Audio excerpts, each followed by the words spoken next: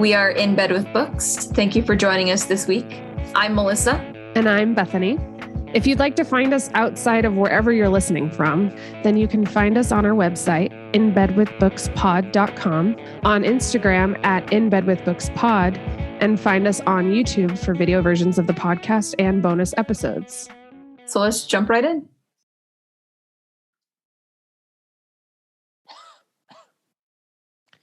Milo and I now, whenever we are like talking and then one of us like breaks into a cough, we just find it really funny. Like we just start laughing really hard because it sounds really funny when someone's talking and then they start coughing in the middle of it. And they're like, no. And you're just like, and then I went to my sister's house and they were all like getting over a cold and it was just like that all day long. Everyone's just coughing. Yep. I love that brings you enjoyment. Yeah. We laugh about a lot of things. That's good. You gotta keep it fresh. Yeah. Well, it helps that he's really funny. Yeah. And he's actually gotten me to be really funny because I used to be like, oh, I really want to be funny. Okay. I was like, I want to be like, I wish I was funny, like people laughed with me, not, like laughed at my jokes. And I get people to like laugh now, like, because I think partly because they don't expect it. And not that like, I'm like, oh, like, yeah, the class clown or anything, but like, I've become like kind of charming. Sorry. I don't know why we got on the subject, but you were actually one of the first people. I was like, I remember telling Milo like, oh, I really like being around Melissa because she makes me feel like I'm a funny person because she laughs at what I say. Well, you say some funny shit. Thank you. And I have to kind of give Milo a little bit of credit because when you're around someone who has a really easy, good sense of humor that's like able to laugh at themselves and able to like see things, like take like a really stressful moment and like find like the lightness in it, like is really good. It rubs off. Yep. I think the notion that one day you just like sat up and you're like, I'd like to be funny is actually funny. Yeah. So seriously, you were ahead of the game. Oh, thank you. Yeah. The irony. Yeah. Just a bit. Yeah. Hold on. Take your time.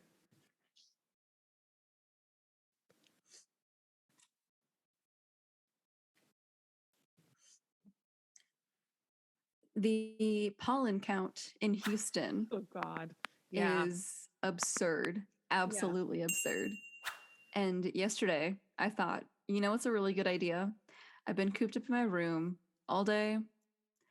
I should go get some vitamin D. Let me go grab a cup of tea and I will just go sit outside. The weather was really nice yesterday, actually. It was really cloudy. Kind of, it was too windy, but for some very nice reason while I went outside, it was just like subtly, it was like breezy, not windy. Yeah. I walked inside and started sneezing, and I think I haven't stopped since, except for when I was sleeping last night. Yeah. So that's what I get. Kids, that's why you don't go outside. You stay inside where your books are and where the pollen is not. Yeah. And dust your books. Yeah. Yeah. Yeah. With the dead trees, not the live ones. Well, when you come and live in Seattle, the rain will wash it away. That's fine. That is my preferred placement for pollen, is away. Yeah. In the drains. Yes. The bottom of the ocean. I'm in love with my new mic. I know. I bet you sound really good. You sound really sexy. Thank you. It really picks up that like low timbre of your voice. Thank you. Did you hear that time? Thank you. Okay. Yeah. Yeah. We used to, I had this theory for a while that Seymour would only listen to me if I used my man voice. But I think what really happened was that I was just like yelling, and so he was listening. Yeah. So if I was like, get off the counter, and I said it and he wouldn't listen, then I'd be like, get off the counter. He would listen suddenly. He liked like a authoritative, a firm hand, you know? Yeah. Yeah. Now he doesn't care. He knows he could fight me, so it doesn't matter. But do you ever still hear your mother's voice like calling your name in the middle of the night when you're sleeping? You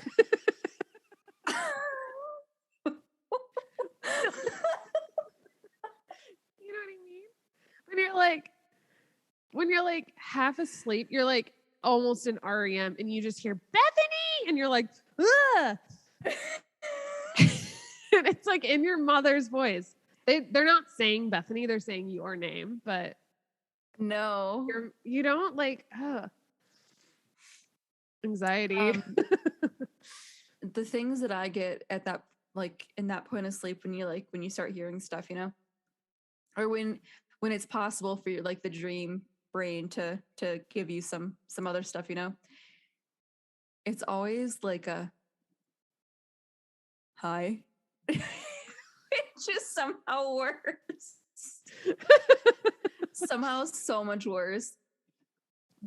Who says hi? I mean, it's just a man, like it's just a man's voice saying hi to me, which I don't know what that says about me, about the fact that I have that like that dream sound come to me.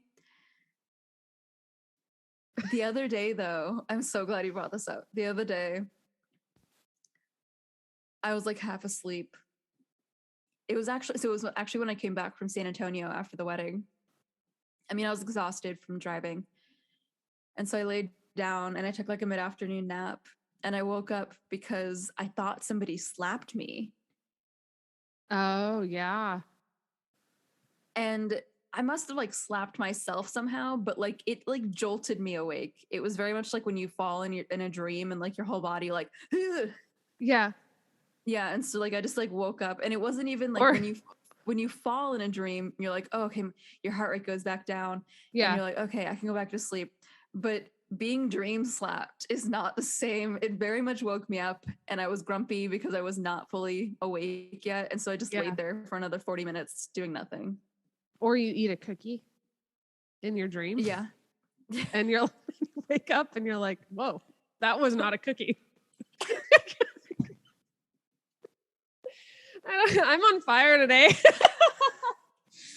I'm sorry. What was it if it wasn't a cookie? Well, because you can't eat in your dream. Like, that's not real. And then, like, for some reason, there was a point in my life, I think, when if I ate in my dream, I'd wake up. And I ate a cookie. And then I would wake up and there was no cookie. And nothing tasted like a cookie. And it was very disappointing. And the dream ends. It's like when you're having a sex dream.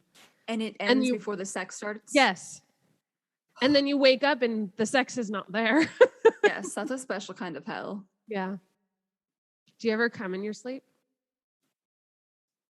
I have. Yes. I have. Yes.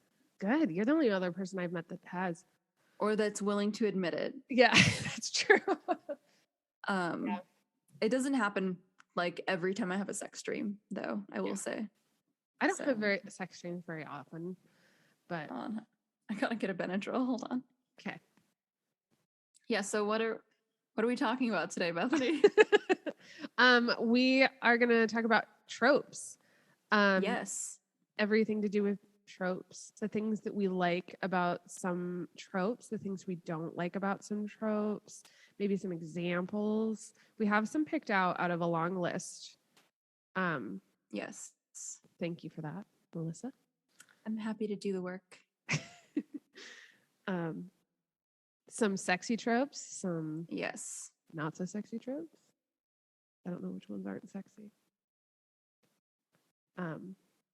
Yeah. Okay. All right. I mean, essentially what we're going to be doing is playing like smash or pass with these tropes. But getting into it, getting into the whys of why we would or wouldn't. Yeah. Okay. Do you want to start? I want you to start. Okay. My first one, and this is a total smash, is enemies to lovers. So what is smash? What is Smash or pass is like whether or not you would fuck them. Typically, it's played with like men. It's like the UK version of like fuck, marry, kill. Okay. Yeah. Okay. Yeah. And you would smash enemies to lovers. Oh yeah. So what are some of your favorite ones that you could think of? Okay, I mean you're okay with spoilers, right? For what? I know. I just want to double check before I say this. In the Hollows, Okay, yeah, that's fine. she has an enemy who later becomes a lover. Yeah.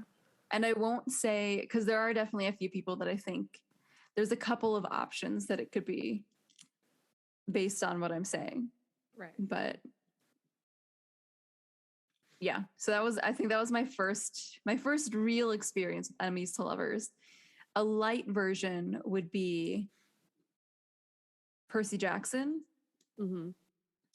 Because, and I say light because they were kind of friends. That's I think early in the books it could pass as like a friend to lovers or an enemies to lovers.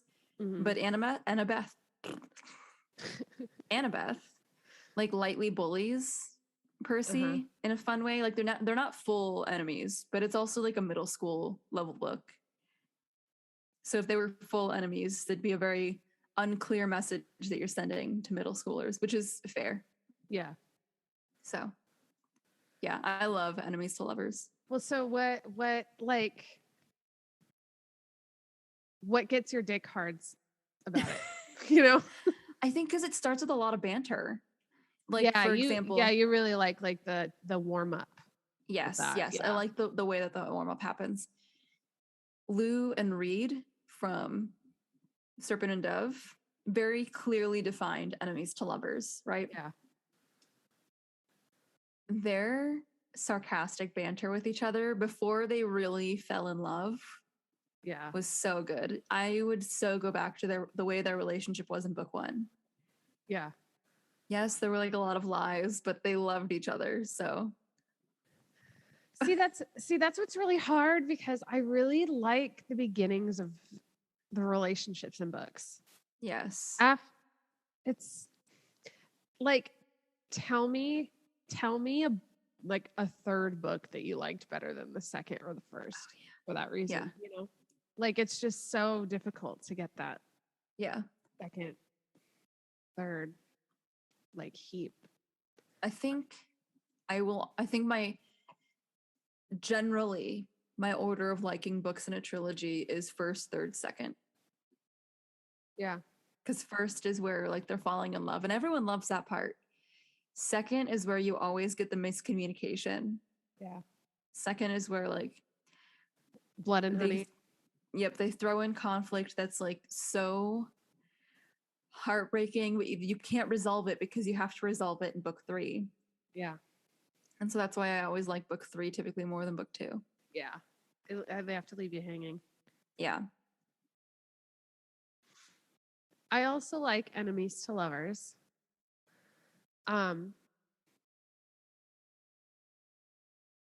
It gives the characters like some tension that is really easy to like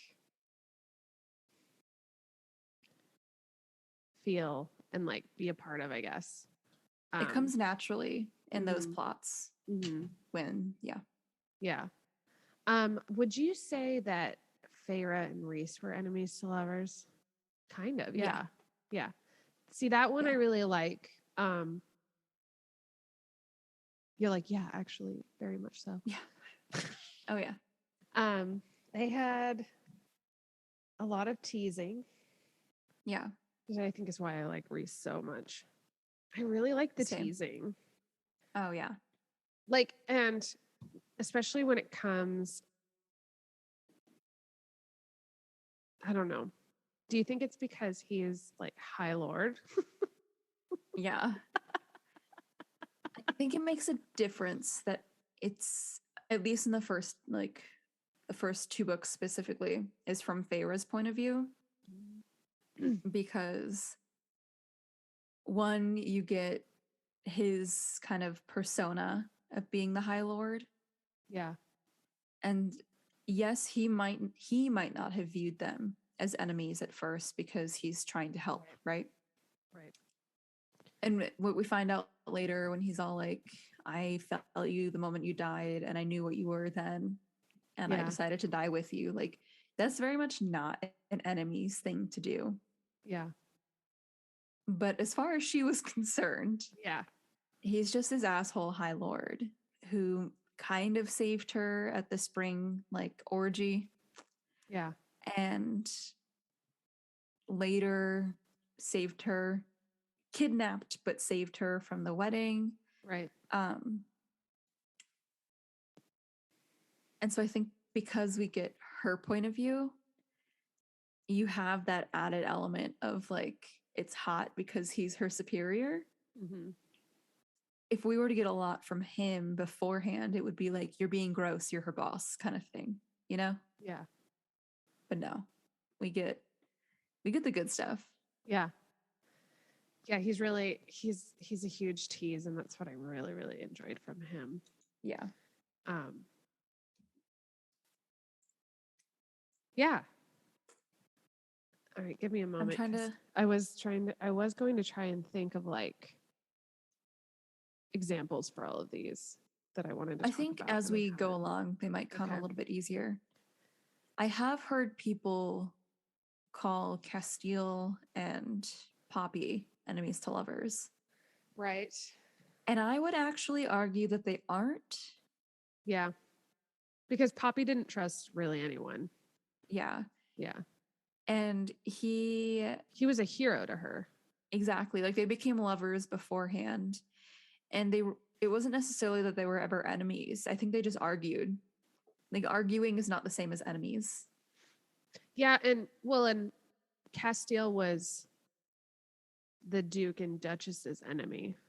Yes. Not Poppy's. Exactly, you know? Exactly.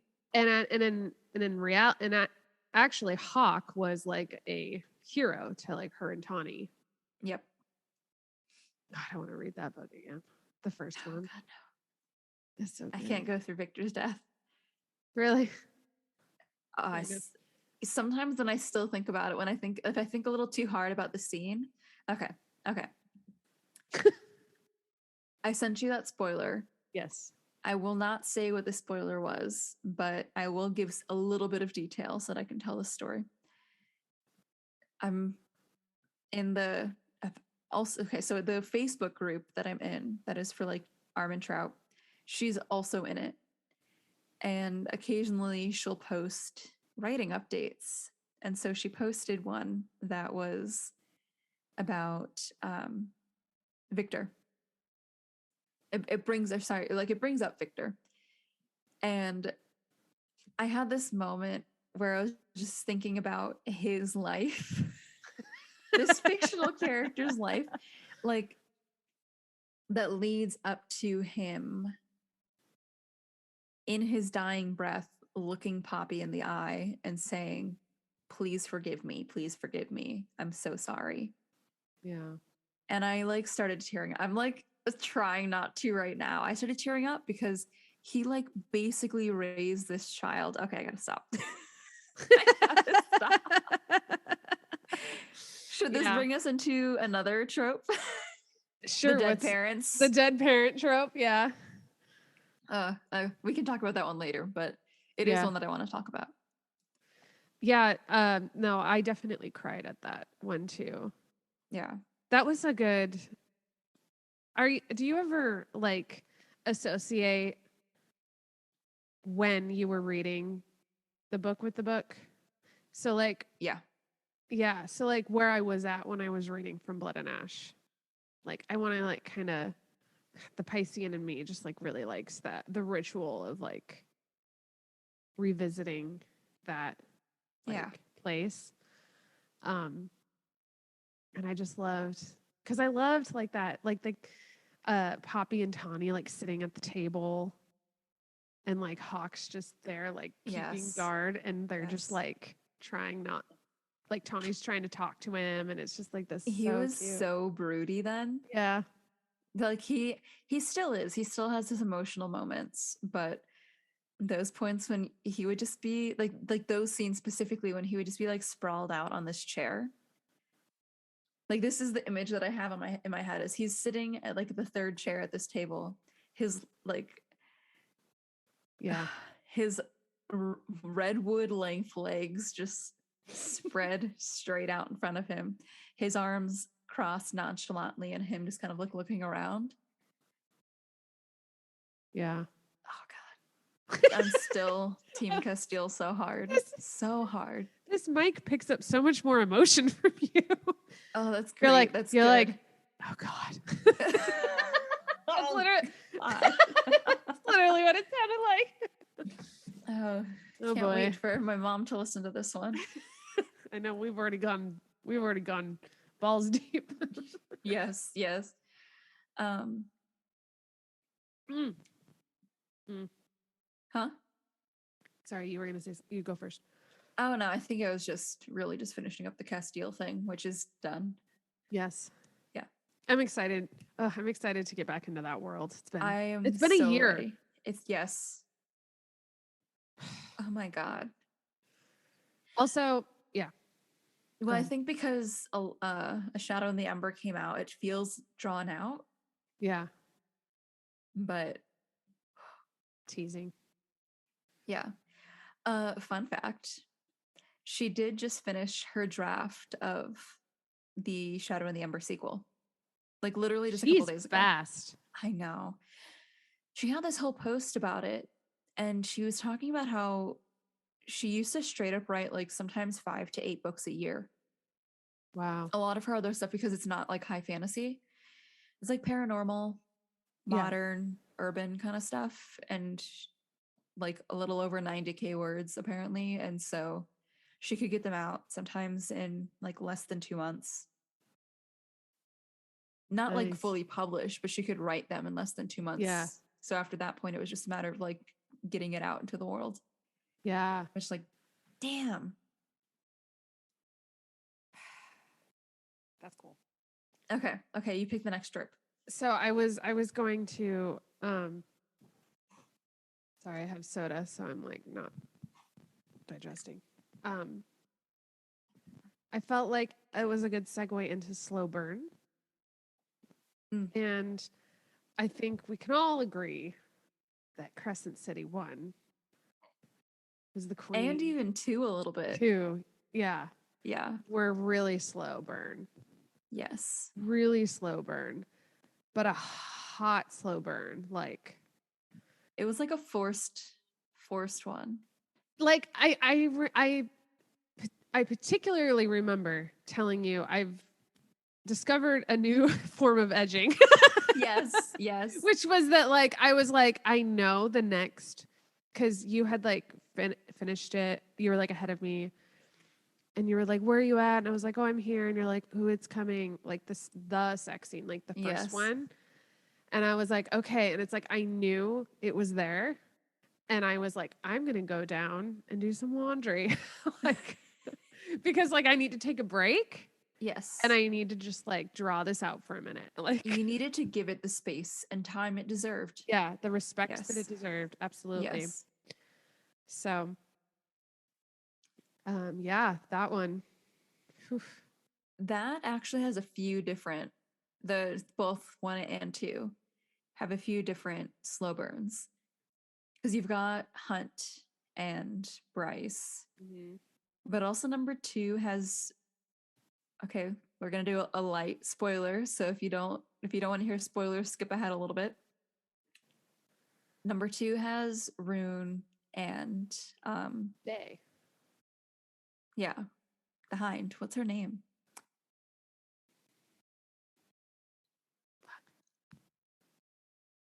Okay, thank you. Let me do the research. I know it's because their ship name is Night and Day, and so I never really have to remember her name.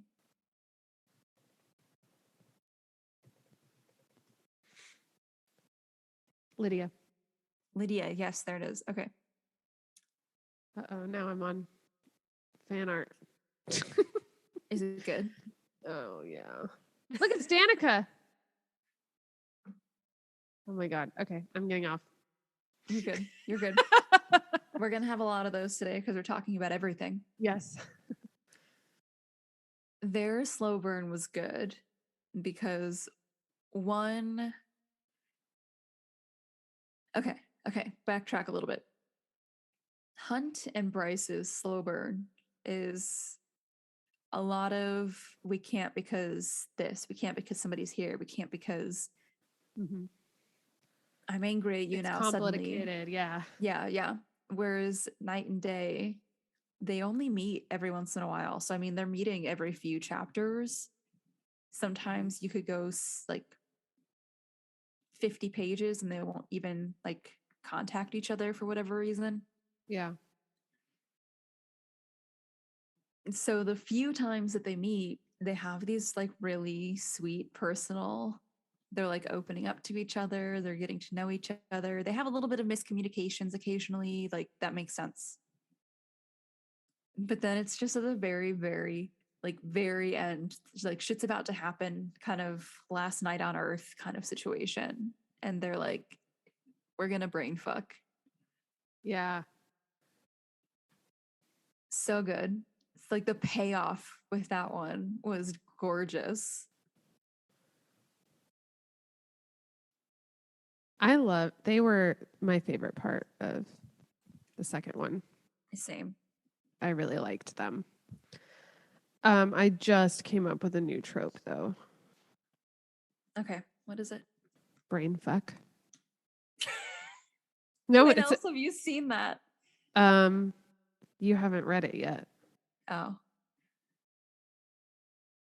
is it in Akatar? Okay. Because if it, even you have like fantasy and you can like read minds, share minds. Yeah, that's fair. Stuff. That's fair. Yeah, Reese and Farah have like it's an everything fuck. Like with like brain stars and stuff. It's really good. Okay. I was thinking about that recently. So, I mean, we can acknowledge that trope exists. Yeah, no, because that's the only other time I can think of that happens. But yeah, day and night. Yeah, day and night. Yeah, they which is funny because if Rune is if he's yeah, like, and he does. Court? So, but that's what I'm saying. That specific power of him being able to like go into people's minds and talk to them, that's Reese. So it's like, also he looks exactly like Reese. Yeah, and he looks like Reese, and very clearly related. He fucking brain fucked someone. Like, there's so many foreshadows. Like, I can't. The best kind of foreshadowing is sex foreshadowing. Yes. Yeah. Yes. That's the only good kind. Yeah, exactly. I should know. I've got a degree in this. Yeah. Yeah. We've graduated. Yeah. Okay. On that, same, if we're gonna be talking about Crescent City. Oh, okay. So slow burn, I smash. Full smash. Yeah. I love that shit. The payoff. Another example I would say is actually from Blood and Ash, because she was a virgin. And so it was a little bit more sexual slow burn. Yeah. But that was nice. You have the nipple licking in the first scene, and then you have the like making out under the willow. Several chapters later, you've got the fingering in the forest. Ugh. Yes. Oh, that one was a good one. That was, see, I forget the willow. Like, the willow's good, but I'm like, and this is tropes overlapping, right? You have like the forced proximity where you're like, oh, you have to keep warm. Yep. But that's one I was going to bring up actually, because of Bruce.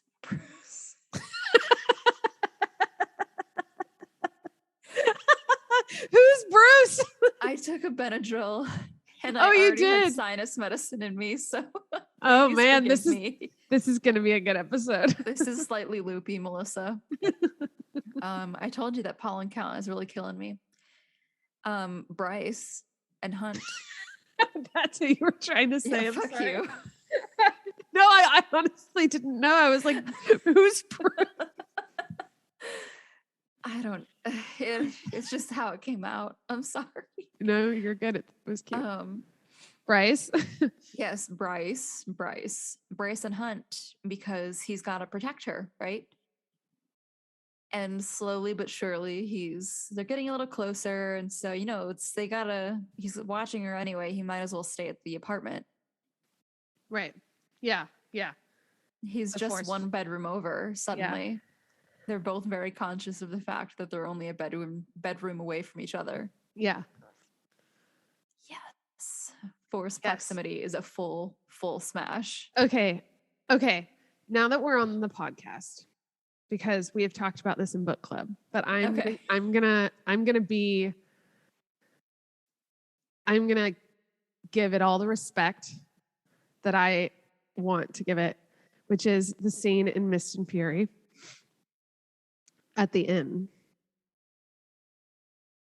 You can't remember when they go to the inn, Reese and Farah. Oh, yes. Oh, and I thought you said at the end. No, at the inn. They go to the inn. Yes. And they're in this tiny little like attic room. And there's only one bed. Yes. And I'm telling you, I did not read any romance, any YA. This popped my romance cherry. That was an intense one. Okay. That had some really good elements to it. It did. One of my favorite parts of that is actually when she's just describing the room, because it's at the top of the inn, literally the attic. Yeah. Because the roof goes down, it's like basically over part like of an A-frame bed. Yeah. And he has to tuck his wings in, and he can't. Yeah. So it's this tight squeeze. They're kind of it feels kind of trapped. Yeah. In a good way. Yeah. Yeah. I don't know why he can't even. For me. Yeah, they can't. He can't even sleep on the floor. Yep. And then it's cold, and he can't use magic. Yep. So then they have to snuggle up. They have to. And I don't know what it was, but for days, I couldn't. It was a good scene. I really liked it. It was I really enjoyed it, because then, oh God. And then at the end, so I'm not going to get into the scene. If you want to read it, you read it, but you should read it right now. Just pause right now, read it, and come back. But there's at the end when he finishes her and then puts his mouth over hers as she's coming. That did things to me. Then oh, okay. That's I'm kink. Yeah, I like that. And then she's and then they're calm down, and she turns around and literally says in her head in the book, I was going to eat him alive. I was just yeah, girl. Yes. And then he won't let her. Because why? Because he says, when I fuck you, yeah, the mountains will move. So, yes. And you're and then she whimpers or something, and you're okay. So this is why Reese is my number one, is because mountains will move. Yeah. He's that, the powerful, that kind of dominant part of it is really attractive to me.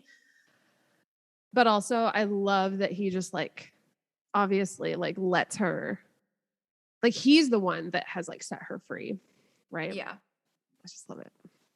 Okay. Very Castile helping Poppy find her own agency through being sexual with each other. Mm-hmm. So yeah, I like that. A lot. Yeah. What a novel concept. Yeah. Okay. So we did close proximity forced. Yes. But that's also another part of it. I just really like fingering scenes. I don't know what it is.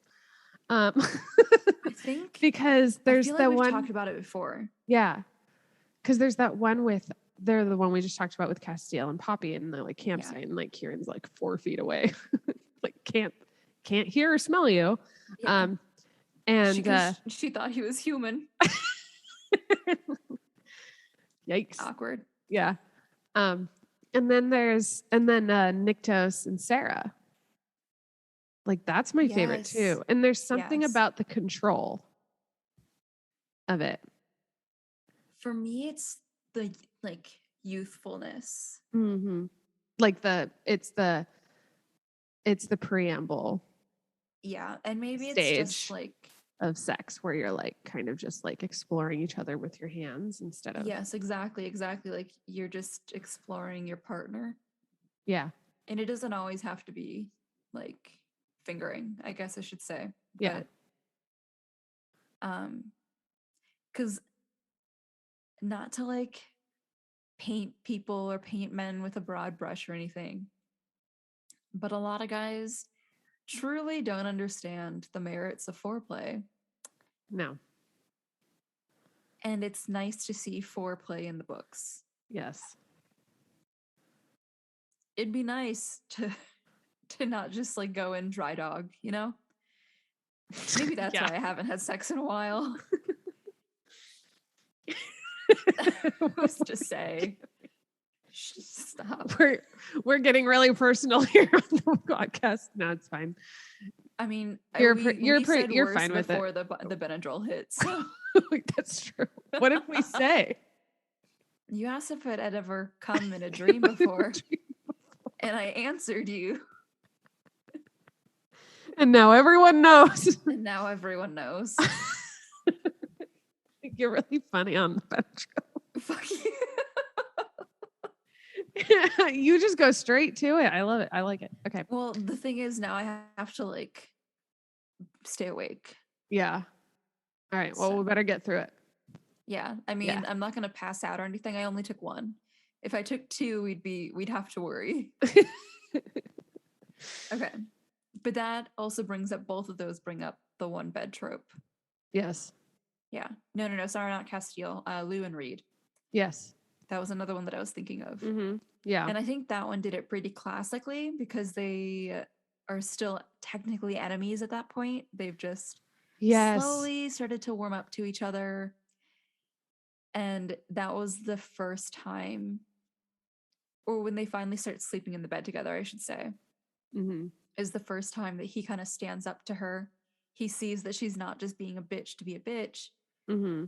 She's just trying to like get a rise out of him. Yeah. And so he gets on the bed and is just like, I'm going to sleep here. If you want to sleep here too, that's fine. If not, you can find somewhere else to sleep. And so she's like, fine, I will sleep in the bed too. Well, at first he does sleep on the floor. Yeah, no, that's what I mean. So like at first he was sleeping on the floor, but then after he realizes all of that. And so one, they've kind of been getting closer, you know, they're flirting, not so much nagging each other. And then two, he teases her. He full on teases her in that scene. That was a good scene. Yeah. Yeah. Yeah. This kind of I feel like the tropes are just leading to the next trope. Yeah. So I would say the next trope would be, and I just made this one up, which is he's a virgin. I think just virgin trope is a good one. Yeah, virgin trope. That's true. Real quick. Yeah. One bed. Smash. Yep. Okay. Yeah. Okay. I do like the virgin trope. My favorite example is Poppy. So yours is Reed though, right? I remember you really Reed and Niktos. Yes, that's right. Niktos was. Yes, yeah. But I really enjoyed Reed for a number of reasons. Because please elaborate. I will elaborate because he like I'm sorry, I'm not judging you. It's just my face. I laugh about this with Milo, and I think it's because not that Milo is a virgin, because obviously, but I remember that episode where we talked about, I think it was the second book of Serpent and Dove, and they were doing the drinking in the inn or whatever. The truth and there. Yeah. And she looks up at Reed and she goes, and he looked down like some pink-cheeked, vengeful god. I was just like, I just have that image in my head. I love that you also remember the line. Yeah. Yeah, that's what I'm saying. Like, it just, that, I know that. And one time I called Milo that and he liked it. It was funny. It was like, my pink-cheeked, vengeful god, like, he just so tussled, like just so ruffled about something, and frazzled. Yes. Is that not sexy? I'm sorry. No, it is. That's exactly what I mean. And it just, there's just something so adorable about that, and especially Reed, because there's, like, we were talking about when he's like what am I trying to say? I don't know. He's like not rehearsing, but he's practicing. No, he's like reciting. Thank you. You're welcome. He was reciting like scripture, like Bible verses, because he's like trying not to like get like horny. This such like resistance that he to his like physical like need is just so cute. I love it. Yeah. So Reed is such like a visceral, like textbook, like that kind of tension that I love from like nice. Yeah. A virgin. Yeah. Wow. I liked Nick Dose's version also, because I'm such a sucker in books. I should clarify. I'm such a sucker for the guy that's like, I'm not good enough. You're too good for me. Like, I die for that shit. Self-deprecating. Yeah. Yeah. And like in books, when it gets on that borderline, like if this were real life, you would need help. Yeah. Like, but in the book, you're cute. In a book, you're very cute. Because in the book, you're also brooding. And I appreciate that dynamic. Yeah. Yeah. The brooding man. Mm-hmm. Yes. Mm-hmm. The one that, like, I guess especially with Nick Dose, he doesn't want to, he's so scared that his sins will somehow rub off on Syrah. Yeah. So and then Castile has a little bit of that too. Huh? Castile has a little bit of that too. Yeah. Yeah. Yeah. But his is more like internal. Yeah, internal, yeah. He's happy like being sexual with Poppy, but when it comes to it doesn't affect him sexually. It affects him like differently. Like intimately. Yeah. Like his vulnerability. He's like, I can't do that. Yeah. Which, I mean, we'll see, I guess, in the next book. I like that I like that they make that distinction though. She makes that distinction that you can be sexual without being intimate and have intimacy issues. You can still be sexual. Yeah. Whereas, and I think we talked about this, whereas with Poppy, being sexual was intimacy to her because of her upbringing. Yeah. And I can relate with that. Yeah. I thought a lot about that episode that we had that's fair, where we talked about that. It's fun how like we talk about these things and then reflect like months later, I'm like, yes, like that was like, it's become more like ingrained and like, yep. Yeah. That's fair. Yeah, no, exactly. I like the way that Armentrout, and I think we did talk about this one in the episodes, I think probably more Shadow in the Umber, but the way that she has clearly made this distinction between the way to like navigate like a girl who's a virgin in a patriarchal, very stratified society where she's known as the maiden, versus a god who's been like abused and is the man or male presenting and is a virgin for who knows, because he's been alive for like, I don't know, isn't it like 300 years? Yeah. Doesn't that make him like the same age as Castile too? I don't know. I don't remember how old everyone is. That's fair. Once you're over like 100 in a book, it doesn't matter. It does, yeah, it really doesn't matter unless it's something really absurd. Yeah. Yeah. But yeah, I like the way she plays them differently. Yeah. I'm now thinking of like examples of past tropes we just talked about. That can be its own category. Sorry. You're good. Mind me. Where were we? Okay, so I'm gonna say the virgin trope. Smash. I'm gonna smash that, yeah. Smash it hard. I'm gonna smash it however it wants to be smashed. Yes.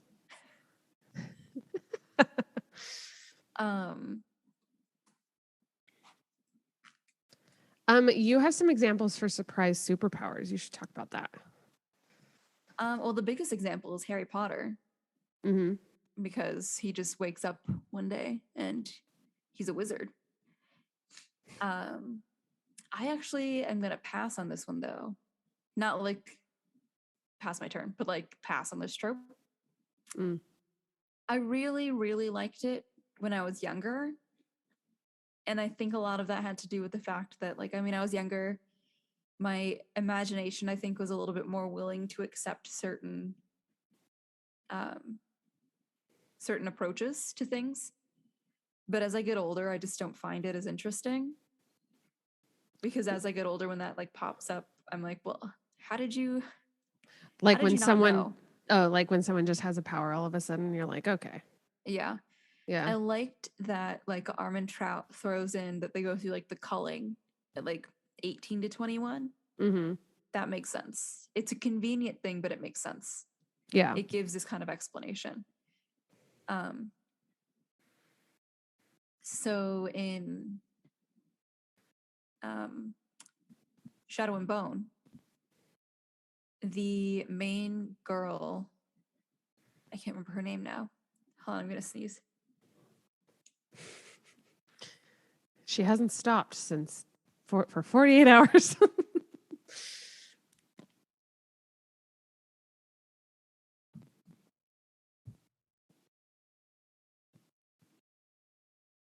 Did you mute? Because you're like so silent. Okay. Yeah, I did. Because I knew it was going to be a full sneeze. I didn't want to subject us. Put that into the mic. Yeah. So from what I understand, she did know that she had powers, but it was like still, at least in the show. Again, at this point, I haven't read the series, so I can't say from like personal read what happened in the series, in the book series. But it's really not clear whether or not she knew that she had these powers. Yeah.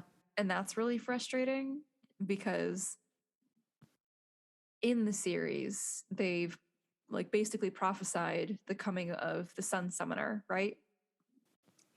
And then she knows that she has this ability that's eerily similar to what is described as the Sun Summoner who's going to save their land.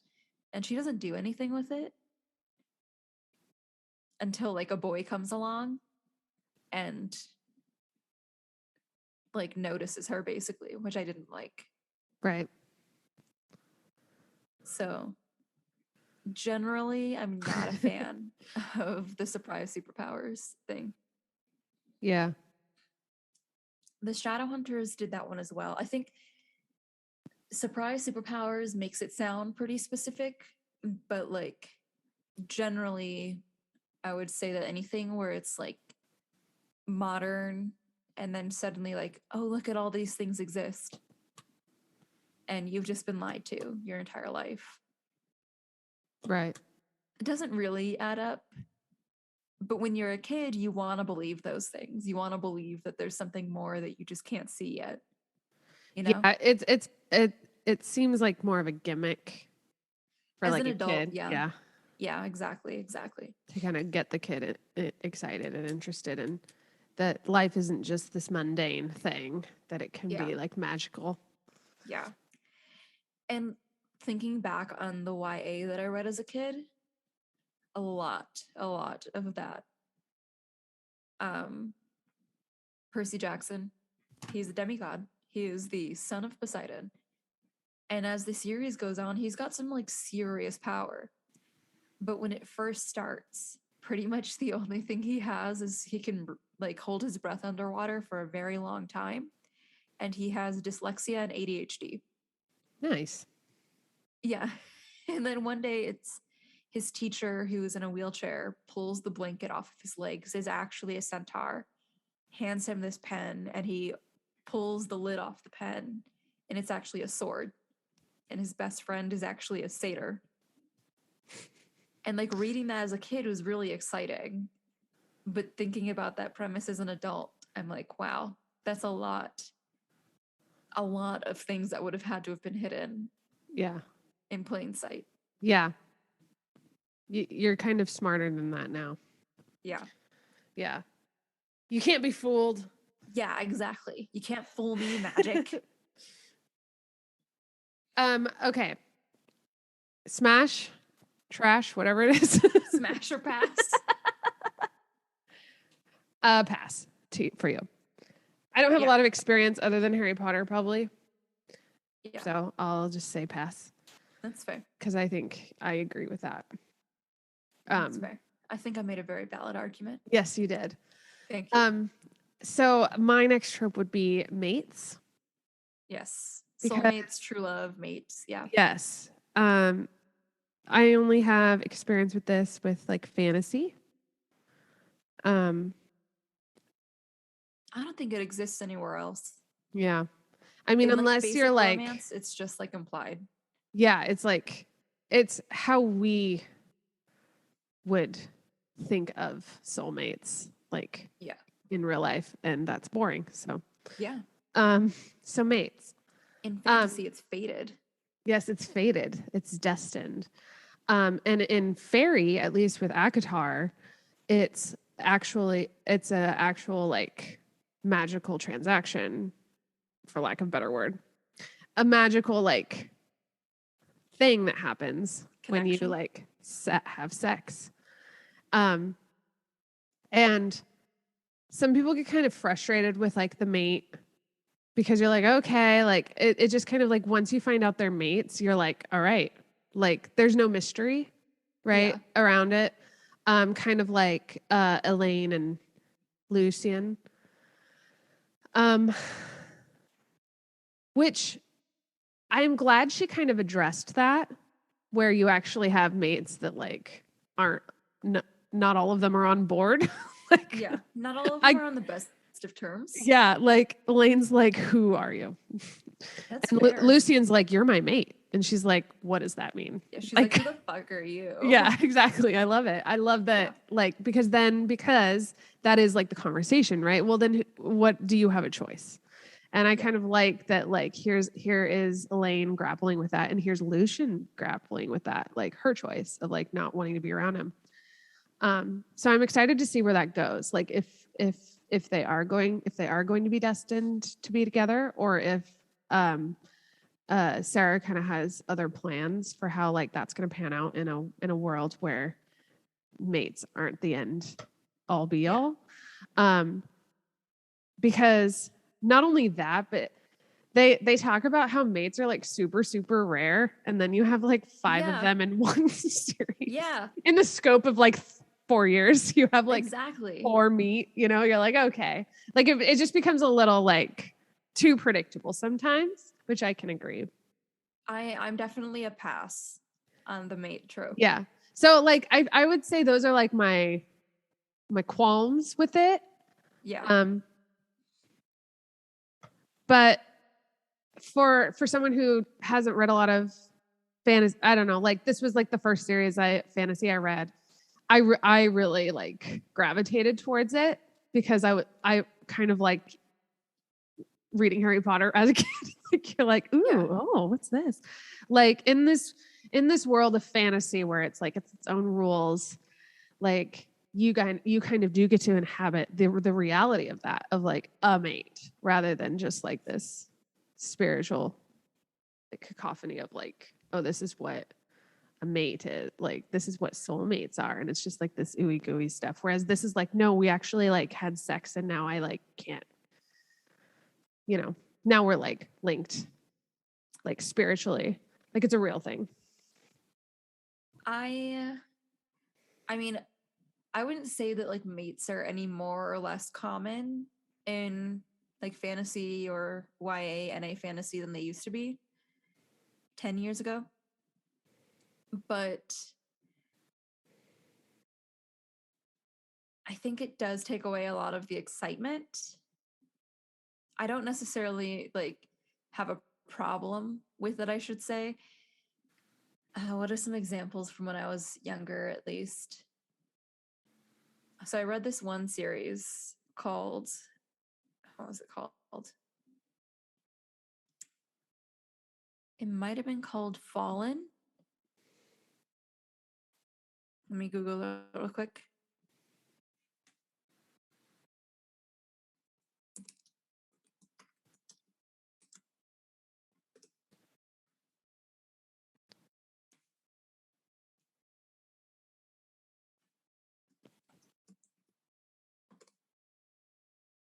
Yes, okay.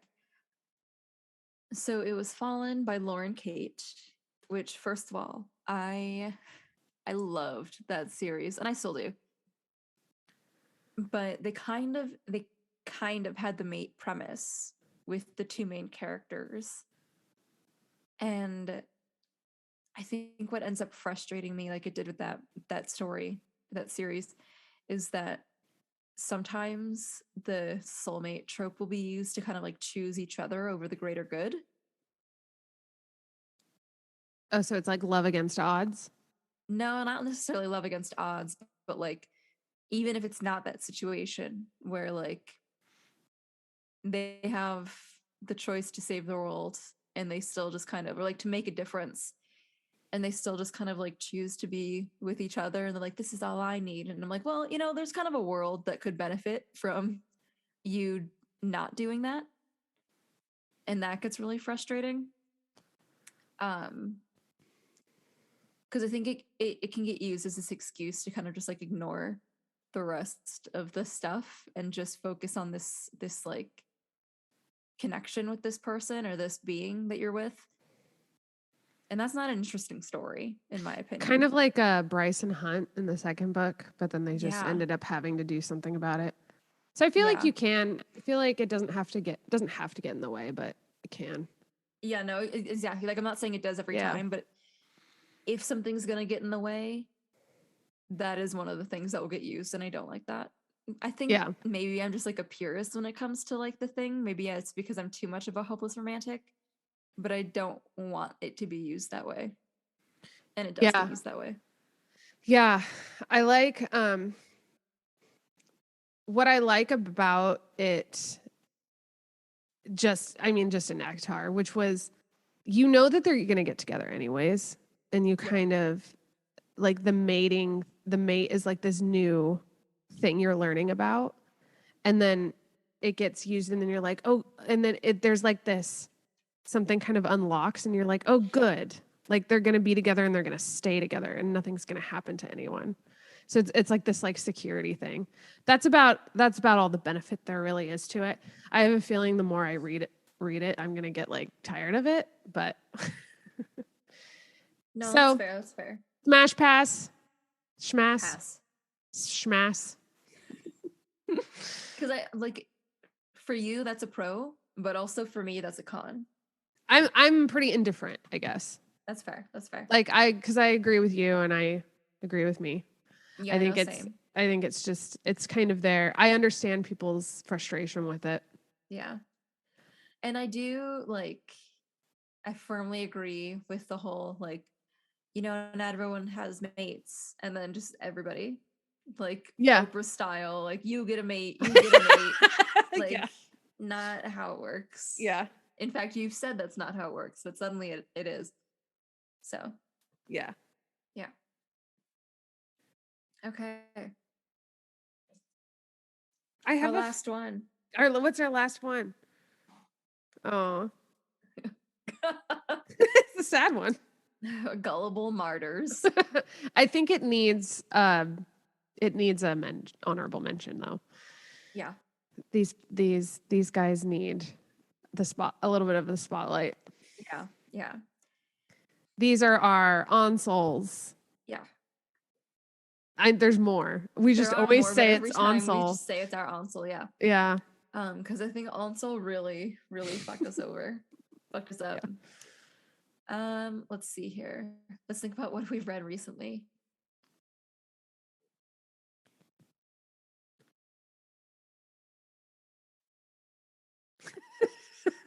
Yeah.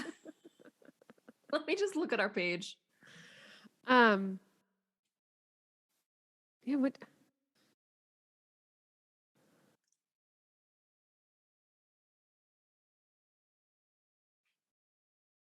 There was one in Crescent City. Who was it? Leaba. Yes. Oh, yeah. Yeah. She's a strong Ansel. Yeah. I might even go as far as to say that Ansel is a Lahaba.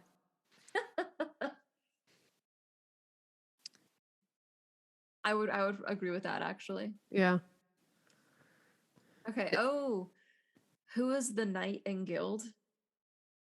Oh, Sail. Yes. Yep, Sail. Let's see here.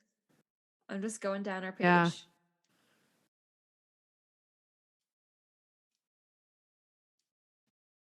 Was there one in A Shadow in the Ember? I don't think so. Well, her stepbrother died. That was it. Oh, Rule of Wolves when Oh yeah. David dies. Yeah. Stephen? Yeah. David. Hold on, I'm gonna sneeze again.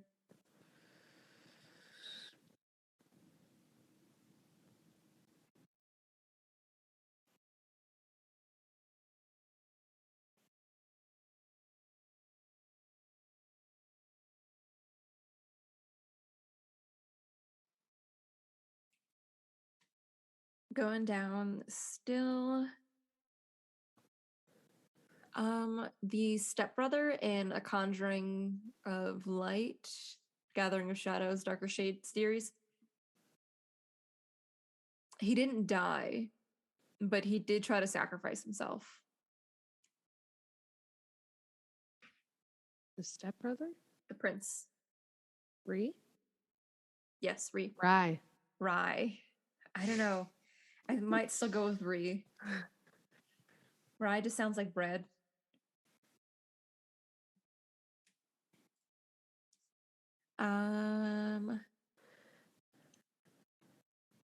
I think potentially Nicolina falls in this category. Mm-hmm.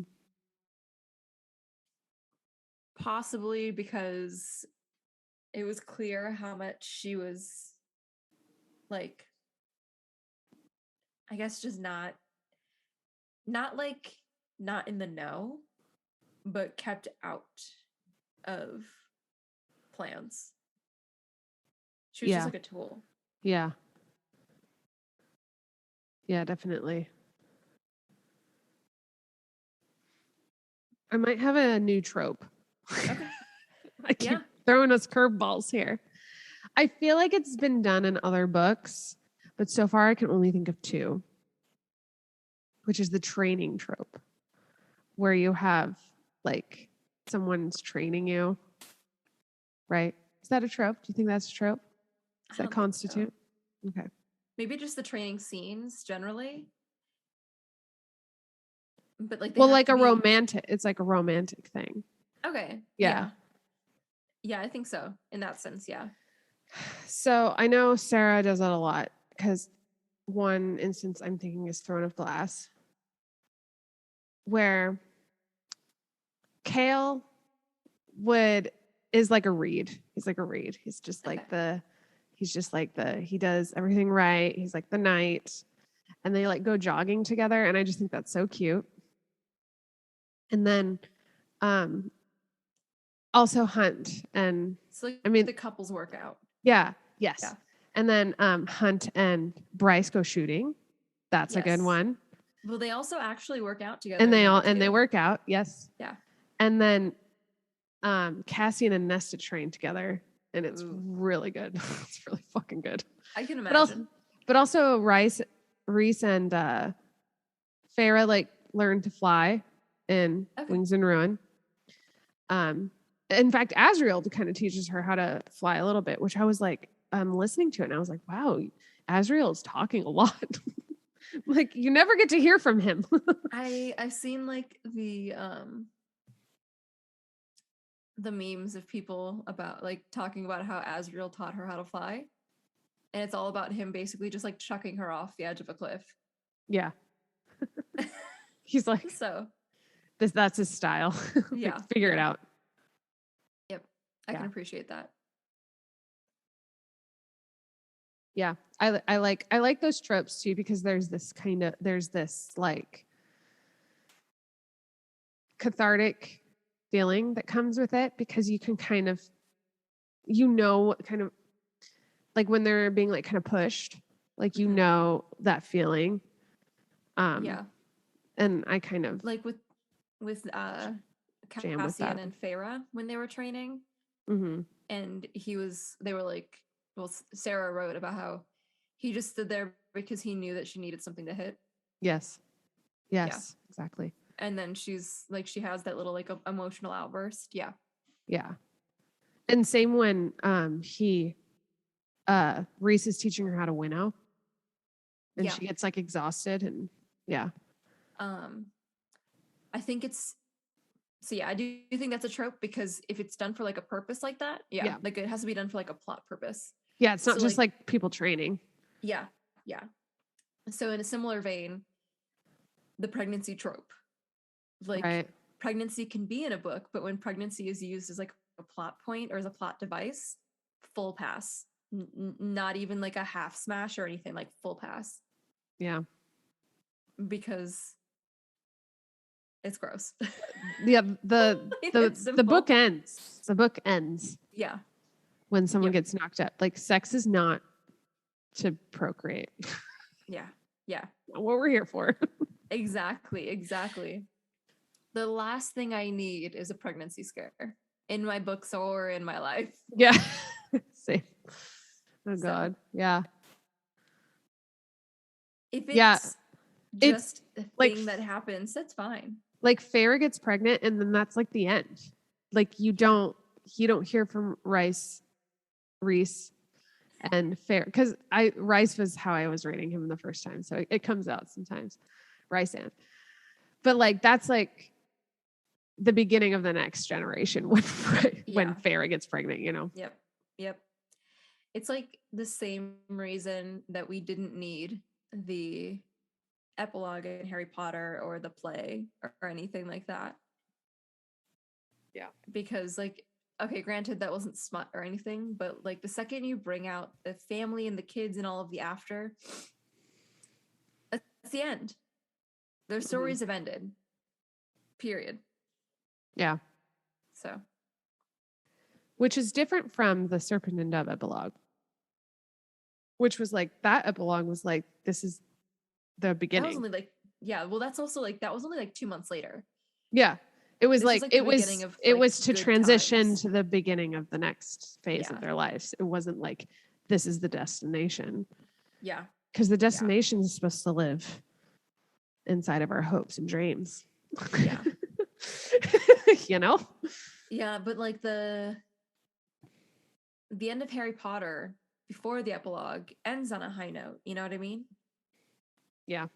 Like, they're all dead. The villain is dead. Serpent or like Gods and Monsters had a lot of emotional ties that they had to tie up. a lot of things that they left open, but like the symbol of a wedding helps alleviate some of that tension that felt like it got left over. Yeah.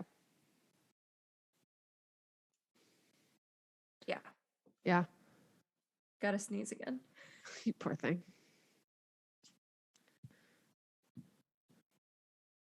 I was telling my coworker today, I was like, if there is one thing I never had to do again in my life, it would be sneezing.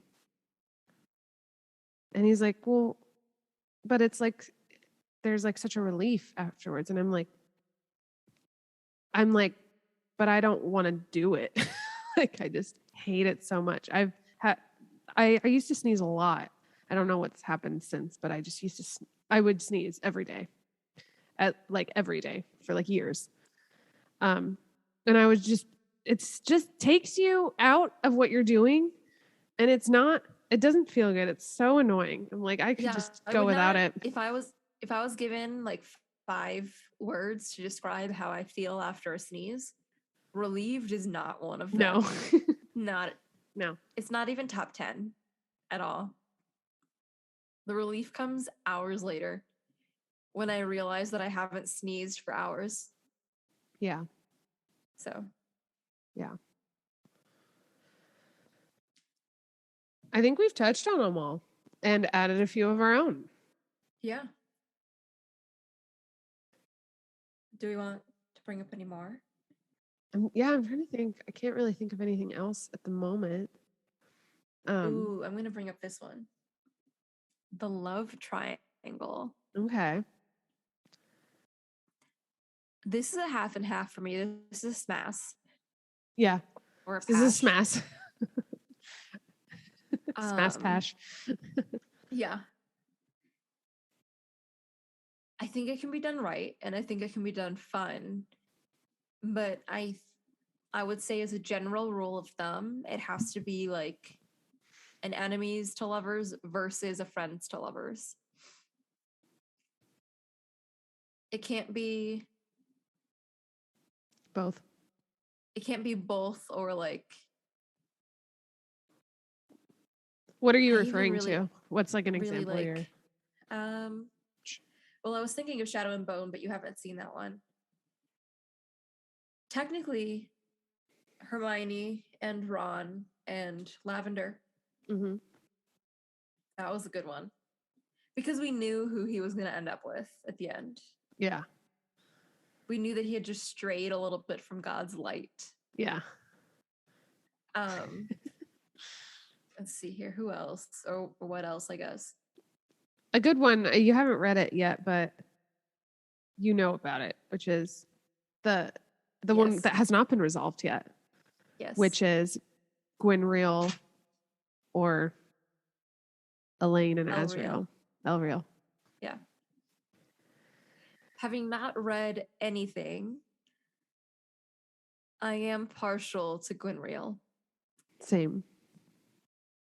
And I think, kind of referring back to the soulmates, it's because if you're going to set them up as soulmates, then I really feel like you have to honor that connection. Or you have to give like better reason beyond what they've established so far for her not being in love with him. Like, it's one thing to not be in love with somebody, and it's another thing to fully reject somebody. Who's rejecting who? Like, Elaine rejecting Lucian. Yeah. In this situation, if it was to be like Elaine and Asriel at the end, you'd have to give a really fucking good reason for her to not choose Lucian. Not saying that he's like a great guy or anything. Yeah. But Lucian's not that bad. Yeah. Exactly. That being said, I mean, everyone rooted for Tamlin in book 1, and we were all very, very happy when she went over to Rhysand. She made that transition very easy.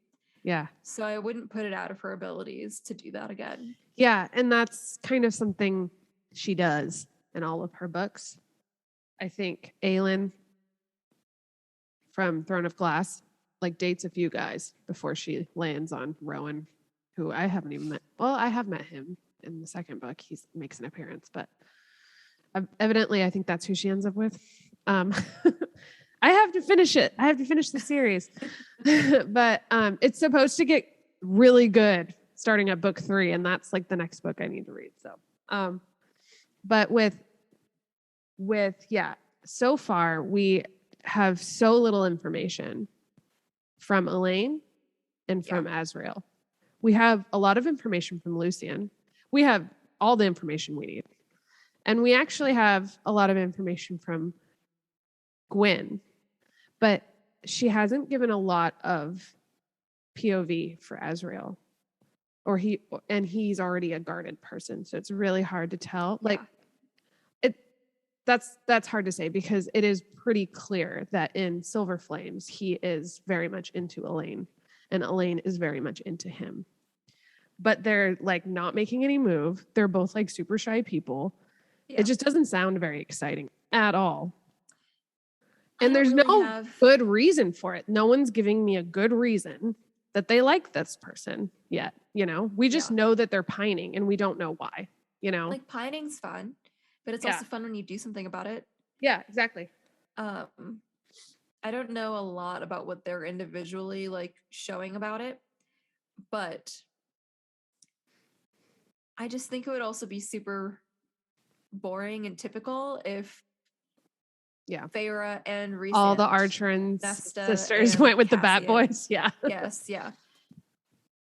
Yeah. It would just be a little too perfect. Yeah. It's too tidy. Yeah. But also, I just really love Gwen. And do you mind spoilers? Just a little? Not really at this point. Okay. We got to read it anyway for the book club. So.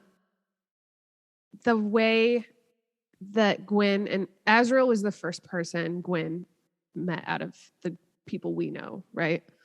I forget where she was, but she was at this place and she was like raped and attacked, like pretty bad. All of the girls there were, and like to say she was, anyways, he saved her, right? Like he came and I think him and Moore or something.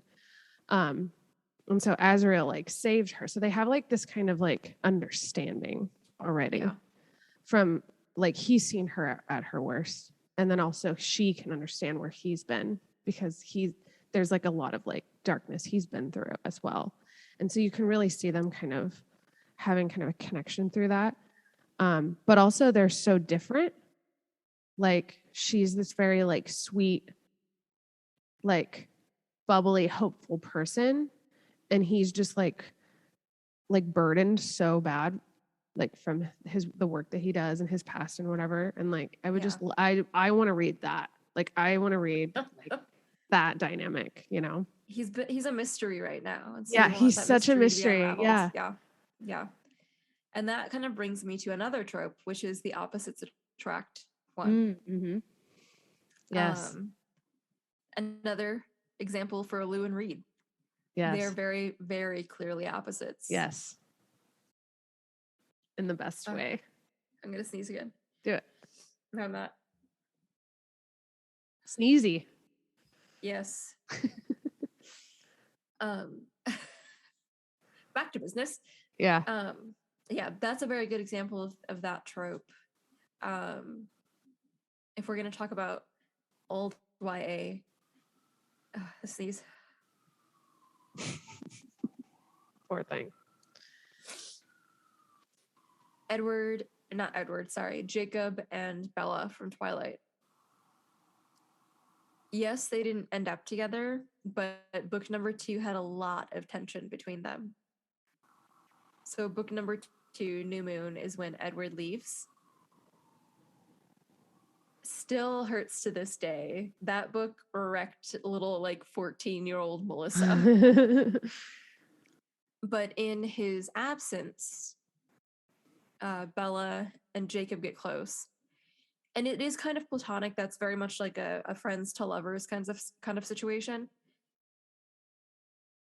She does kind of try. She kisses him in number 3.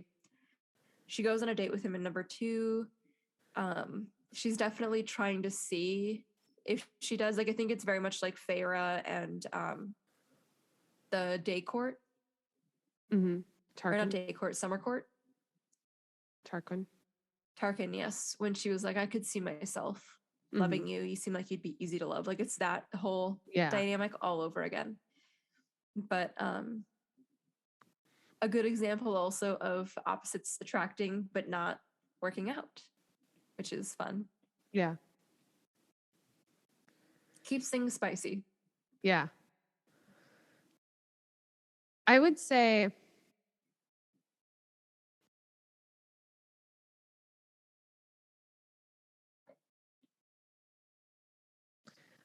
Nesta and Cassian are opposites in a couple of ways. One of them is Cassian, which is a big part of Silver Flames, is he's kind of coined this brute. That's not like eloquent. And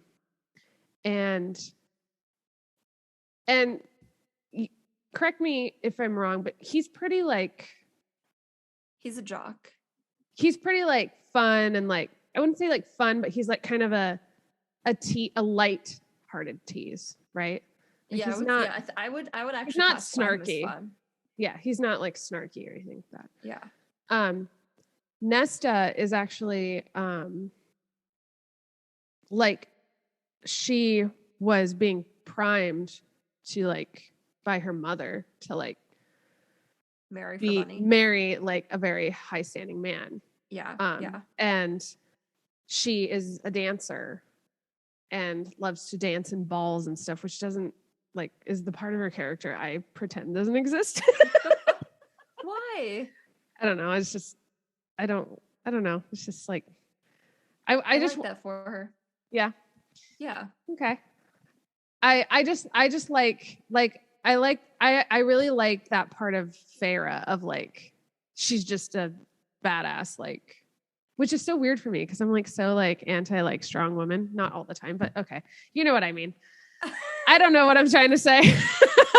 Anti strong women. Oh no, I just like you like softness, but not daintiness.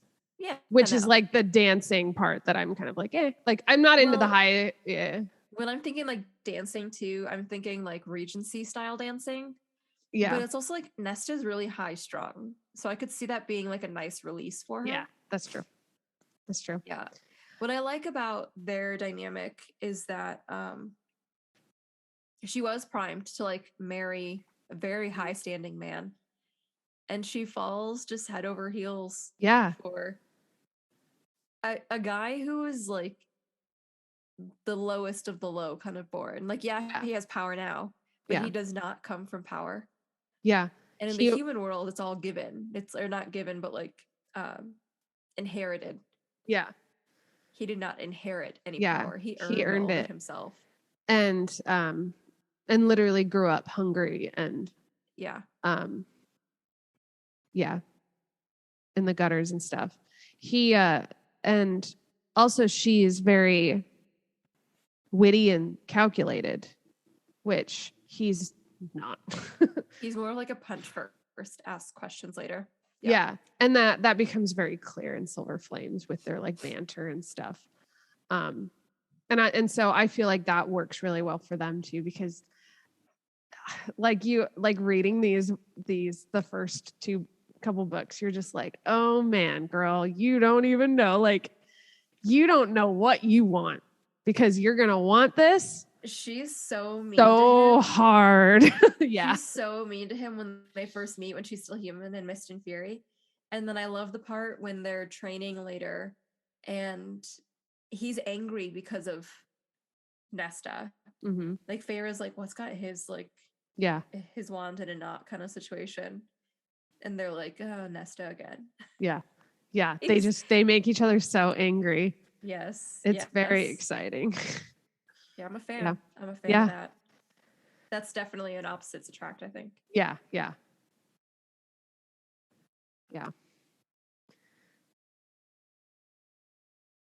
This was a good episode. This was fun. To do them periodically, the more books we read. Definitely. We came up with some new ones. Brain fuck. Training trope. Okay, sorry, I'm trying to pull up our calendar here. So, yeah, we switched some things around, right? Yeah. So our next episode is going to be The Once and Future Witches, which is right here on my shelf. Nice. Yeah. I've already started it a little bit. Have you? No. I might this evening. I might read the first 2 pages and then let this Benadryl take over. Let it take over. Yeah. I did just finish listening to Their Eyes Were Watching God. And then went into this one and I'm like, why is it taking so long? Yeah. Well, Their Eyes Were Watching God is like 200 pages. Just over or like just under 250 pages, depending on the like edition you have. Yeah. Yeah. This one has more. It's like 22 hours on Audible. Okay. So, but it's pretty good, I would say. Okay. Yeah. Sorry, I'm gonna need crying. Yeah, I can hear him. You could hear that? A little bit. Oh. The thing is, if I go out there too, he's just gonna run off. Yeah, and then you're like, what do you want? Yeah. Dude. Yeah. Attention. So. Yeah. Yeah. So I'm very excited to talk about. Well, yeah. I read Their Eyes Were Watching God, so I'm excited to talk about that one, and I'm excited to read The Once and Future Witches. Yes. Yeah, so far it's a really interesting world. I really like it. Okay, and cool, I like the 3 different sisters, so we can all choose which one we want to be. It's the same. That's the fun part. Yeah. Yeah, it's the magic of 3s. Yeah. Avatar. Yeah. That's the only one I got. Yep. The Benadryl is taking over. Yes. All right. I have eyes, I promise. We'll put you to bed. Thank you. I'm going to just go lay on this clean laundry. Yeah. One of those nights. Yes. All right. Well, join us next week. Until then, happy reading. Happy reading. Bye. Bye.